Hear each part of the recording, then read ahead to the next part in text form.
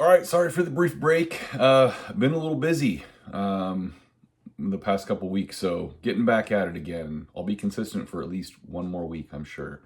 This time we got a question from Kamil who asks, what is your favorite preferred method to fix premature explosion in the second pole while still being too much on the forefoot, which causes the bar to loop around, missing heavy lifts in front? Well, premature explosion is a serious problem, so let's take care of you here, bud. First and foremost, it's obvious you have the conceptual knowledge, right? You know you need to stay over the bar long enough. You know you need to time the initiation of that second pull late enough in the lift, right? You're not trying to explode right, as you hit the knee, for example. So that's the first part of any technical change, right? In weightlifting is you have to know you have to do it and you have to know how to do it. But the second part of it, which is what really trips people up a lot of the time, is that you have to have the actual physical ability to do those things that you know you need to do, right?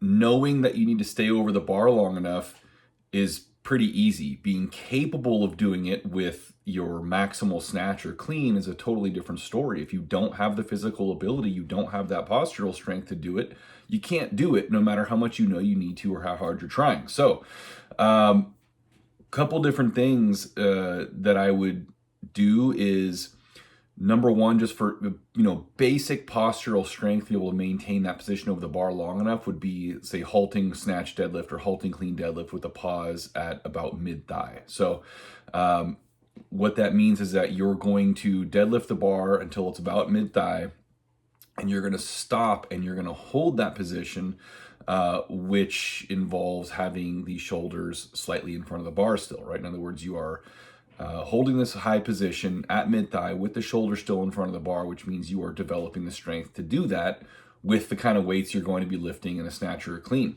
2 to 3 second pause in that position. You will not stand up all the way with a halting deadlift. You go and you halt. That's it.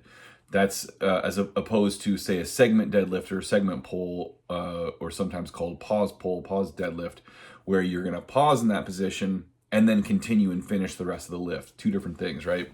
So that's number one. You can also do just snatch or clean pull to hip, which is similar in the sense that you are going to never open up completely. You're going to stay over the bar the entire time, but the difference is that you're not going to hold that top position, and you're going to come all the way up to the bar is touching your hip, or with the clean, it's, really, really high thigh, right? So it's higher than what I just described. But again, you're going to move up to that position and come right back down, right? You're not going to stay up there and hold that position. So both of those things are good to combine in a complex with a snatch or a clean. So in other words, do a pull to hip, bring it back down to the floor, do a snatch, or do a halting deadlift plus a snatch, or do 2 halting deadlifts or 2 snatch pulls to hip plus 1 snatch. Really reinforcing that position and then immediately applying it to the lift. So in that way, you're not just developing the strength, the physical ability to do it. You're also reinforcing the technical ability and the motor skills to be able to replicate that.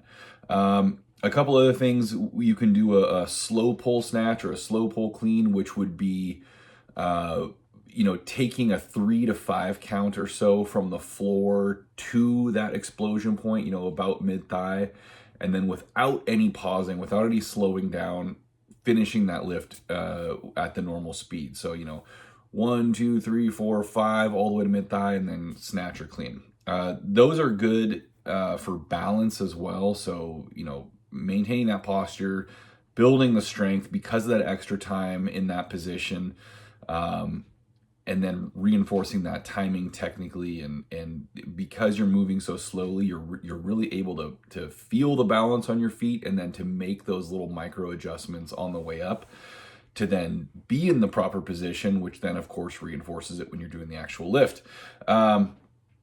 The other thing is developing confidence in your ability to snatch and clean heavy weights from that higher thigh position, right? So a lot of people, even if they do have technically the physical ability to maintain that posture, stay over the bar long enough, they're going to bail out of that pole early because they're concerned with their ability to be able to elevate and accelerate the bar adequately from a higher position.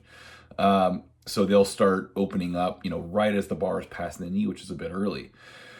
So doing hang snatches and cleans from mid-thigh or even a little bit higher, but in a position where you are starting over the bar versus doing like a, from power position or a dip snatch or clean where you're basically straight up and down, you're already behind the bar.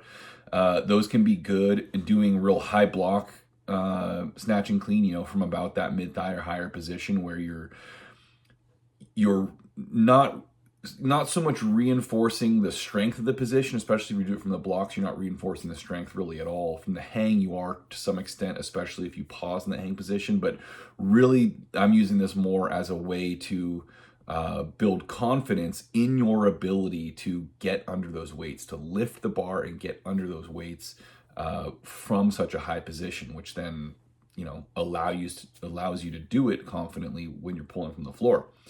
And then the last one would be similar, is doing a segment snatch or a clean, also known as pause snatch, pause clean, where you're going to lift from the floor, pause and hold at mid-thigh, and then finish the rest of the lift after that pause. And this is one of those things where, people post videos of themselves doing these all the time, and the pauses are questionable, to say the least. It looks a lot like how I stop at a stop sign.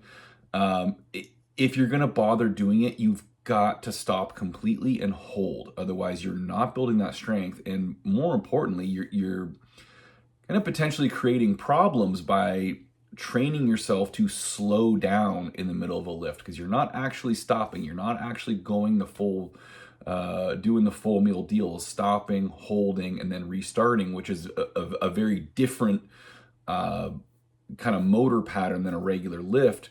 But if you just kind of slow down a little bit and then speed up again instead of actually pausing, that's a bit more confusing for the body to stay organized with that versus a regular tempo snatch and clean. So just don't do it. There's no good reason to do it half-assed like that, and there are potential reasons that it's really counterproductive. So good luck with that. Just remember the basics. Know the concept, have the skill, but then also have the actual physical ability, the strength to perform that skill with the heavier weights.